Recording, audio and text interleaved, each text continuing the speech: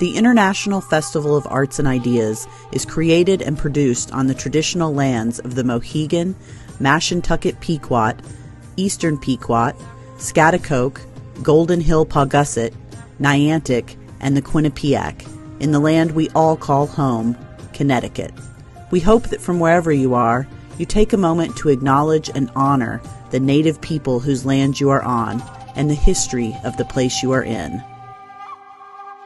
The International Festival of Arts and Ideas stands in solidarity with Black and Brown communities and other groups who are targeted and abused by unjust systems of oppression. We support all movements working to decenter white voices and dismantle white supremacy. We are actively seeking to dismantle systemic racism, and we raise our voices with those in our community who are already engaged in this vital work. We commit to working alongside you to create transformative change in New Haven and in our global community.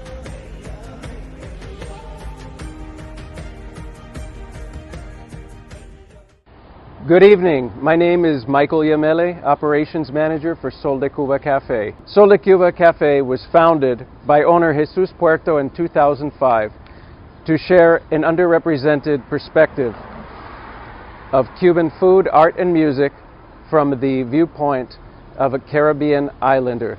We're here to welcome you to the International Festival of Arts and Ideas, the history of graffiti. Before we begin, the festival would like to take a moment to thank our sponsors: Connecticut Humanities, City of New Haven, Yale University, National Endowment of the Arts, Connecticut Public Media, and the Community Foundation for Greater New Haven.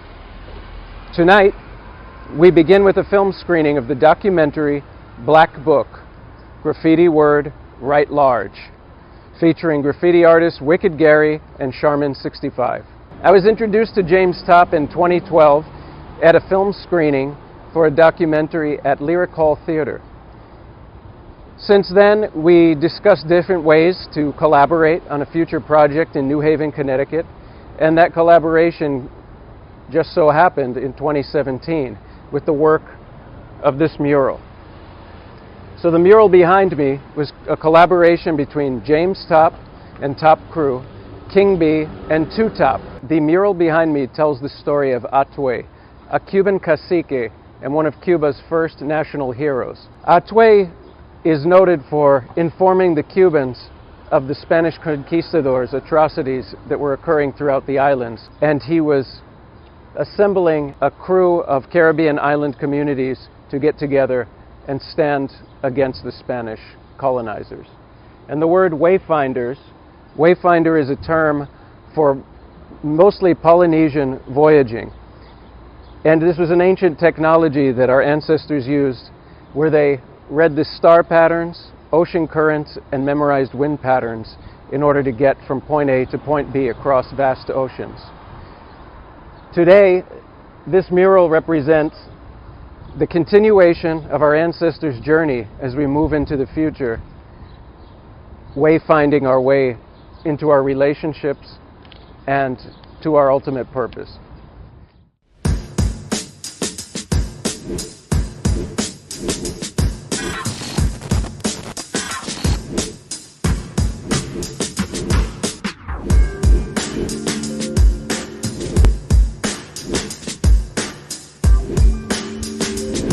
Hi, Black Books has been a part of graffiti culture for a long time. I've always wanted to know where the Black Book came from and how they became a major part of our culture. They come in different sizes, as you can tell, and you can find them anywhere you find markers and spray paints. Right now, we're going to go on a journey on how the Black Book became part of this culture. You're now watching Black Book, Graffiti, Word, Write, Large. Black Book culture, it's good, you know. I had Black Books and all that, but I didn't save all that stuff. That's the problem with that, you know. Now, when you hear the guy's Black Book, what do you expect to happen with the Black Book? Because you know about the things such as guys are selling the names that you might put in their black book. How do you feel about all that kind of stuff? I don't feel nothing about that, man. If it's a fan of mine or it's somebody that wants my signature or something like that, I got no problem giving them that. You know? But then when you start selling it, it's a problem. Honestly, the black book is diminishing. I see like a lot of younger kids that give you their black books and it doesn't have the style and techniques that you did in the 80s and the 90s. I see you got 4 different sizes there, man. Yep. Tell us a little bit about them. I got small, medium, large, and extra large. And, you know, black books have always been a big part of graph culture, you know what I mean? You get your book, you practice your style, you get people to hit it, and before you know it, you got a piece of history. Tell us a little bit about black book culture and why, you know, Black Book Fridays, and tell us about how you feel about black book culture. Well, here we do Graph Friday, which is really, it's almost like a reunion. So we have different crews get together and we bring out black books and stickers, and now we have a wall. I want to like expand it and do some kind of slideshows and sort of like some storytelling and document that true Yorker style. We did a KSW reunion that was really cool. AI came down, AZ came down, a few hats. So it's kind of like, you know, the camaraderie and the brotherhood of graph writing, you know, the fact that a lot of us are still here and still stay in contact is just kind of an excuse for us to get together and, you know, tag together once again, you know, without getting chased. Well, I was king of the E's and F's, E's, GG's, 74, 75, 76, 77. And where do you think you rate at as far as the history of those lines, and where do you think you rank at? Well, I was really lucky because I was able to meet really great writers, Top Crew, 3 Yard Boys crew, and I did a lot of graffiti. Okay, well, Black Book, that was something, see, when I first started writing, I didn't know any writers, and the first writer who I met was the guy who wrote Earl, and he introduced me to Mingo and Steve 61, and they were the ones who introduced me to Black Book culture. Earl gave me my first Black Book, and he did a piece in it that was so amazing. So, how'd you come up with the name Dizzy, first of all? Paint fumes. Paint fumes just make you dizzy? That's it. I started in 73, before I turned 83. From 73? Yeah. The funny thing is that... I thought you were writing before 73. Yeah, I was tagging like a toy. You know, okay, got you. Okay. Around the neighborhood with my little marker, tagging up. Tagging up always came in first, man. Dennis Archer started in '83. Originally started with the tag Grip 1. Then I got into a lot of trouble. Okay. And then I had to basically backpedal. Right. Give up some black books, some paint, you know, so I don't get my ass whooped. That was early '80s. On here, do you feel is more yours than any influence? I really can't. Maybe the backwards E. Okay. I don't know. And the way I finished the R's off over here is a little bit different. We incorporate elements from some of the the people that you look up to and aspire to be as good as they are, or even best them, over a period of time, So, one more time, man. Dennis Archer, LESTDTNS, Rockwell. All right, bro. Thank you. You got it, man. I started in 1989, and I'm still going. What neighborhood you represent? I represent Williamsburg, Brooklyn, Bushwick area, Greenpoint. I'm definitely from the northern area of Brooklyn. All right, 92, how'd you get your name, man? Oh, man, I made it up myself. I just thought about stuff. To be honest with you, I tried the 4-letter joint first, but my name, Halo, that's like my street name, but I got pressed by Ovi and Halo at Scrapyard about it. And they was like, yo, you already writing Halo, you know what I'm saying, da-da-da-da. So like, I'm going to move on. And I ain't going to front you, 92 rings significant with me because that's the first year I got into hip-hop. First year I bought my rap tape from Bobby's Happy House on 2/5. Yeah, I remember. Back when that shit was there. And a lot of shit, first year I played Street Fighter 2, you know what I mean? A lot of nostalgic memories with that year. So I said, fuck it, I'm gonna roll with 92. You know.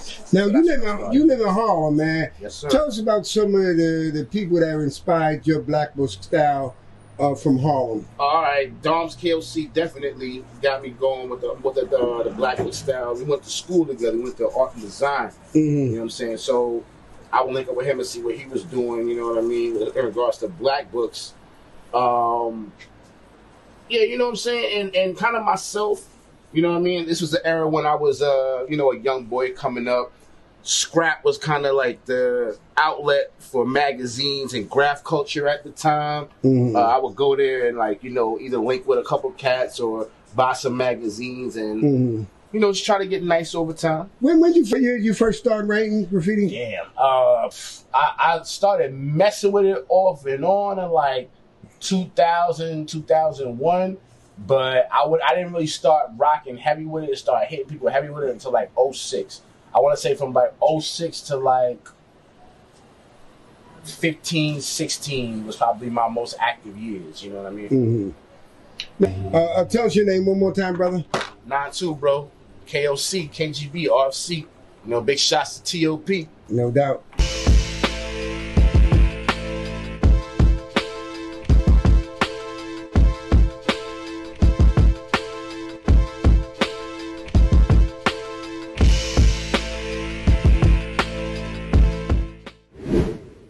Now, we're going to talk to my friend, hip-hop icon and legend, Ralph McDaniels, who is the founder of the first hip-hop show called Video Music Box. We're going to ask him, what does he think about graffiti art in the Black Book? You created the first hip-hop television show. How much of it in the beginning had graffiti in it? Like, yeah, everywhere we was at. Okay. Yeah, I mean, everything, you know, like the backdrop, you know, like I said, we was going to Brooklyn, spots that, you know, that was just there. And we went to, you know, the Village and Queens, wherever we was at, you know, it was just there. You know, it was part of the backdrop. Okay. And then when I started doing the directing stuff, you know, all those videos. Right, your videos, yeah. Right. Right. And it really started to come in because the artists be like, oh, I got a spot. Right. We had graffiti. Right. Yeah. You start to see all the spots. So for me, it's always been there, always been part of the vibe. And you know, I'm just happy that, you know, I be around some creative motherfuckers and shit. You know, y'all are artists. Yeah. In what I know as an artist, like not a record. Like I didn't look at people who rap and sing as artists. I look at y'all as artists. Sure. You know, like, yeah. Well, thank you, man. Where do you see this art form in 5 years, man? Well, you know, it's funny you say that because, like, I've been seeing people do this whole NFT thing, and you know, there's gonna be a place for that. Yeah. You know, because that's just where technology in the world is going. I love footage. I love you know, doing what this is happening right here. Right. You know, because this is real. You know, musicboxcollection.org, that's, you know, that's our archives. That's for the legacy. You out there in top, you know. Yes, we ain't gonna be here forever. Nope. So we have to create legacy for our families. The man who first started the hip hop television show, Mr. Ralph McDaniels, Video Music Box. We got him in the house. He's part of this documentary. Thank you, Ralph. Yeah, I'm here. My man. James Top. Thank you, Ralph. Now we're going to talk to my man, Say Adams. Say Adams is a graffiti artist / graphic designer. He has created some of the most iconic logos and album covers in all the world. His work with Def Jam Records, countless album covers. He even did a backdrop with LL Cool J. We're going to talk to Say Adams and ask him, how does he feel about the Black Book? Influence your Black Book style? This guy right here, Vade TPA. So Vade is no longer alive, but he was also from Queens. He was from Hollis. Right. And this is before Run DMC broke. There weren't a lot of graffiti writers from Hollis. My buddy Q2 is also from Hollis. Okay. And he was the guy who really influenced me quite a bit. But, you know, with graffiti, it's one of those things, it was a secret society. You had to know somebody that knew somebody. And it wasn't always an open invitation. People wanted to know that you were nice. For me, you know, I've always had a graphic sensibility, so I've always leaned towards bold letters, you know, solid shapes, bright colors. You know, when the silver and black era kicked in, that was huge for me because it was all about blockbusters. And that was the one way you could level the playing field with the cats that were really nice with the letters. You know, you hit them with a silver and black blockbuster. Silence all the noise. Shut them down, and mention some of the projects that you're doing today. Well, I got my start at Def Jam, you know, because of Russell Simmons and Rick Rubin. They basically gave me an opportunity, you know, coming out of graffiti. Little by little, I got more and more opportunities, and the, you know, team that I was working with grew. And once the music took off, that was when everybody saw what the future looked like. And I was really fortunate to be at Def Jam because I got a chance to work with Run DMC, Public Enemy, LL Cool J, the Beastie Boys, and then all the bands that Russell Simmons and Rush managed. Eric B. and Rakim, Houdini, EPMD, Houdini, Stetson Sonic, De La Soul, Tribe Called Quest, just everybody. Everybody. Everybody wants to blow up, everybody wants to get paid, but you got to understand the foundation of where we come from. And this is it, the Black Book. To find out about the Black Book, I figured I'll go to the place where I used to go at and share my Black Books with other writers so that they could put their expression in my Black Book. And we're talking about 149th Street in the Grand Concourse. Now, come with me to 149th Street in the Grand Concourse as we explore the Writer's Bench.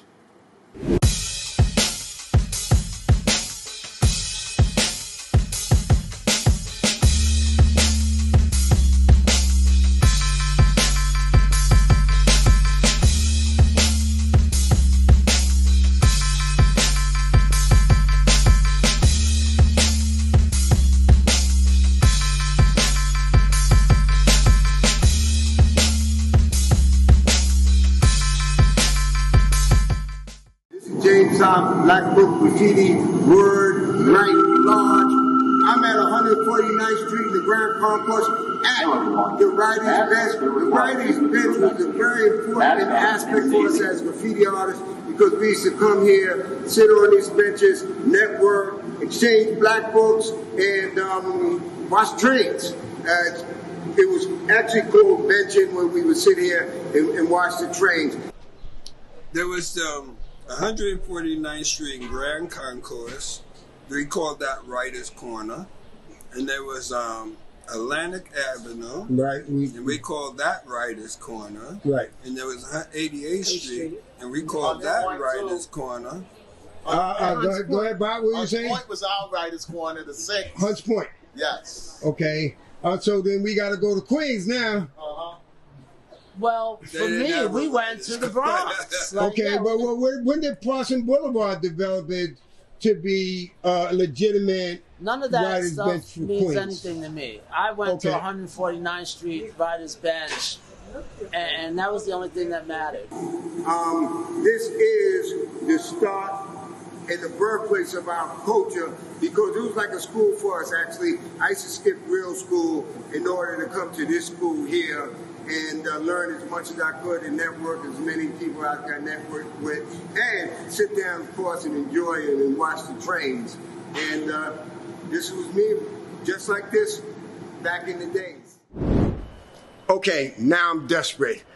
I gotta find the answer. I'm going to put together the Triple OG Crew. The Triple OG Crew is comprised of some of the most legendary graffiti writers in all the history of graffiti. I'm talking about Cornbread from North Philly. The guy was documented as being the first graffiti writer ever in the USA. I'm also going to bring Wicked Gary, who is a founding member of the Ex-Vandals Graffiti Crew.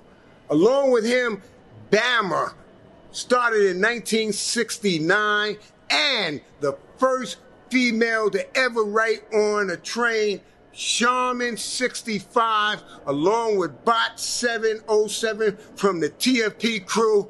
That's my triple OG crew. Now I'm going to get some answers. What years did you start? I gave birth to this culture. Start. Okay. There you go. Okay. There was no culture. Right.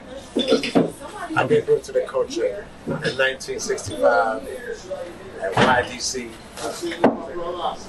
Youth Development Center. Okay.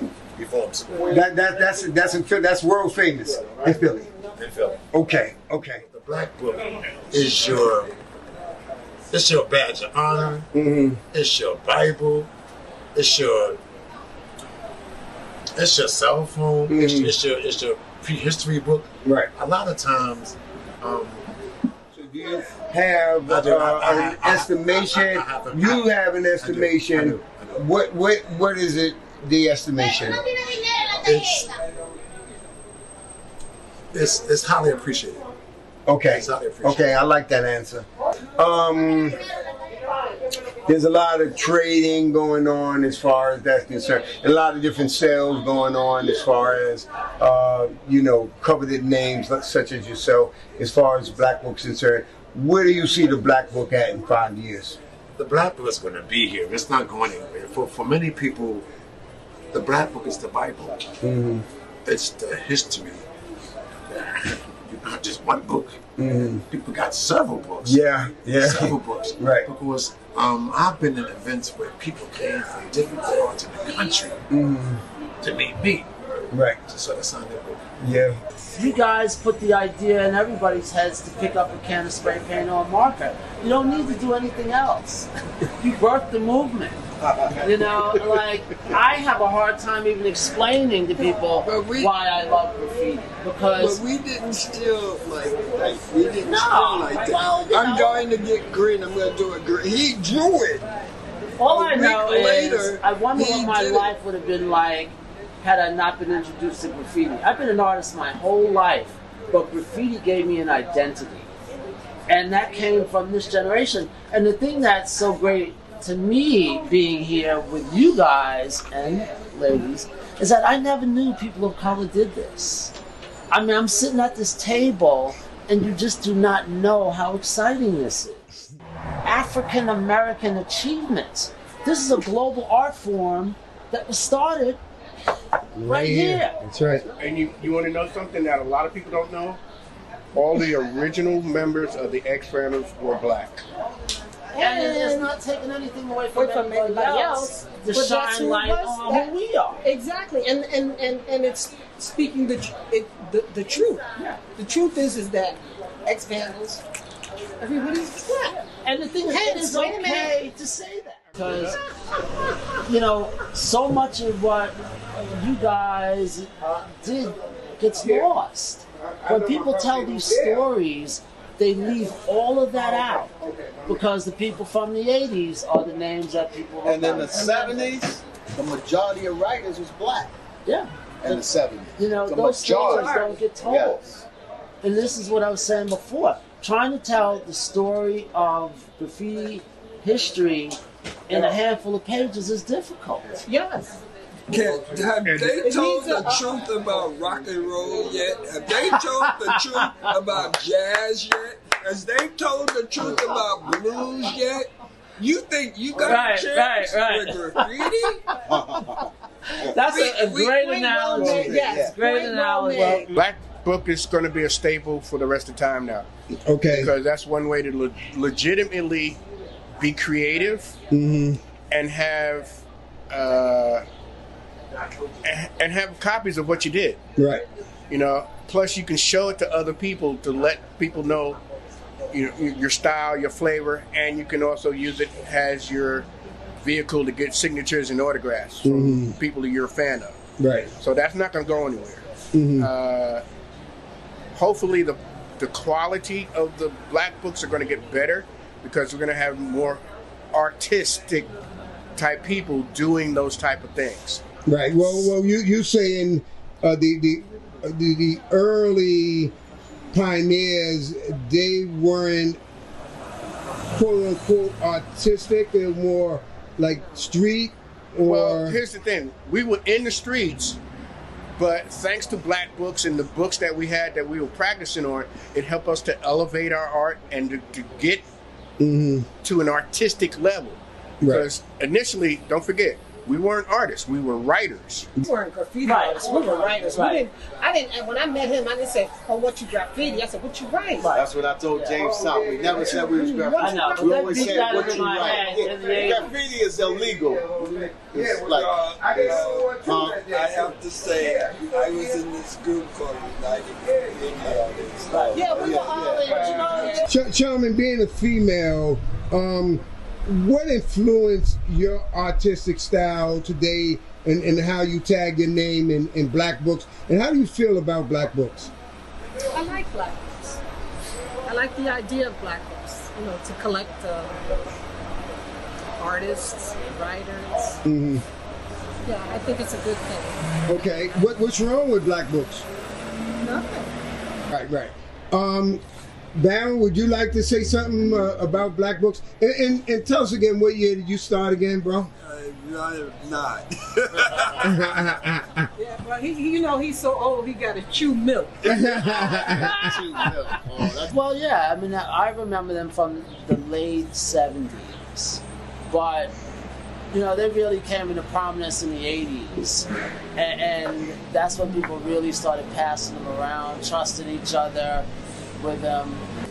Yeah, I mean, I just remember it when I was a teenager, people would pass them around to each other. Most of the time you get somebody's book and you hang on to it forever, I mean, now, when did you figure out that there was another culture within our culture that was about the black books and sharing other people's expression and doing your expression in their book? Oh God, this is recent years. Because back in the 70s, there were no black books. In the 70s, when I came up, there were no black books. Who had a book, but it wasn't a black book, it was a spiral bound book. Right. That was Grape. That was Grape 1897. Yeah, I saw her. Grape had one, but Undertaker Ash, if you remember, he has. Do you remember the old high school composition books? No, not compositions. No, but he had. Do you remember the books that they used to give out for, like, I won't say graduation, that you used to get the sign? Yeah, for graduation. Undertaker Ash has one of those that predates Grapes. Grape, yeah. So what year are we talking about exactly? Because what you're saying is that was from the spiral notebooks. I'll get to you in a second. From the spiral notebooks and from those other school notebooks that were black and white. Because the composition books. You saying that the black book really evolved from those two books? Yes. Yeah. Okay. Yeah. So what year exactly would you pin that down to? I have no idea, to tell you the truth. Yeah, I couldn't pin it down. But it came out of the fact that I think once we started going to art stores and dealing with supplies and all that, somebody discovered that they were selling blank books that you can actually do art in, and somebody had the genius idea, let me start collecting my tags and doing my artwork in one of these. And then somebody else caught along, and then it became the rage, and it is now traditional that black book is a part of our culture. What years are you talking about riding around with those notebooks, those composition notebooks? I mean, those, we talking about 71, right? Yeah, but those, they were not black books. No, they were the foundation of what the black book would become. Yeah. So I guess that's really where we're all at. About 78, 79. Right. Long time after. And even by the time Style Wars comes out, that's 1982. This is a lifetime ago. And, you know, people were handing black books around at that time, but, you know, that's much, much later.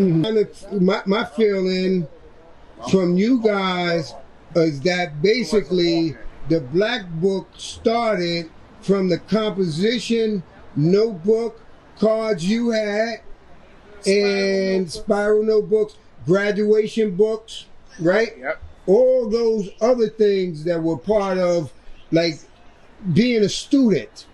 Yeah. Pretty much.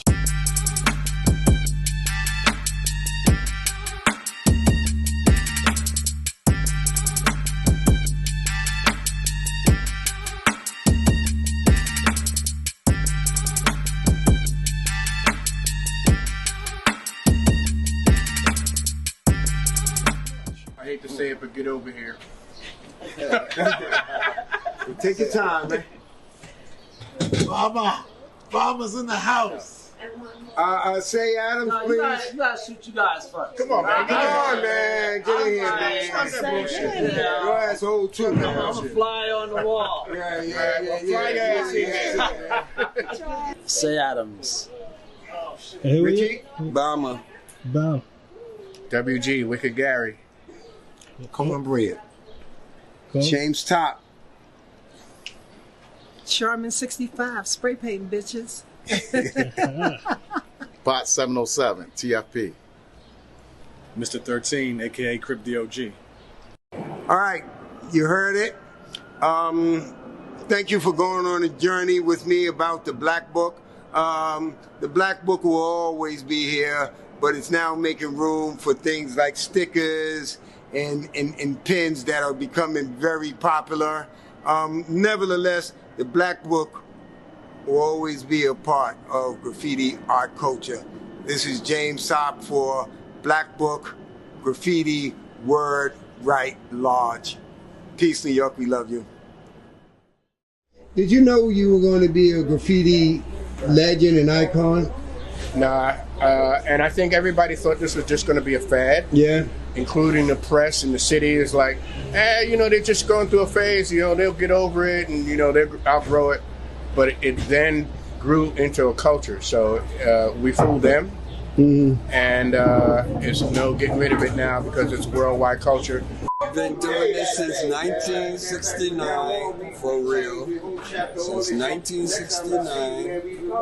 And second person on the planet Earth, to sell a painting as a graffiti artist in a major gallery. Razor Gallery Show 1972. I helped create the whole, you know, street art thing. Where's MOP at? Right. Where's Smooth the Hustler at? Right. Where's, you know, Houdini? Yeah. You know, like, right. I want to see some of that. You Right. know, I want to tell that story because that's our story. Mm-hmm. A lot of the times the guys thought that I was a guy. Yeah. And I would be in the tunnels with me and Ray B954 and Lionel 168. And someone said, yo, Charmin 65 is a girl. I was like, no way, that's not no girl. That's not a girl.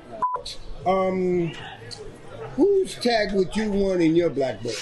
Whose tag I would want in my Black Book? Mm-hmm. Well, I would like to have FaZe, Okay. you know, but he's gone, you know, like Right. that and stuff like that. Well, what current guys would you? I would like Dondi. I like Okay. Dondi style, Yeah, you know, yeah, and I yeah. seen this You- stuff you- when I had quit in the 80s, Okay. you know, okay. and, you know. picked another guy's not Yeah, here. Pick somebody living besides James Sopp, of course.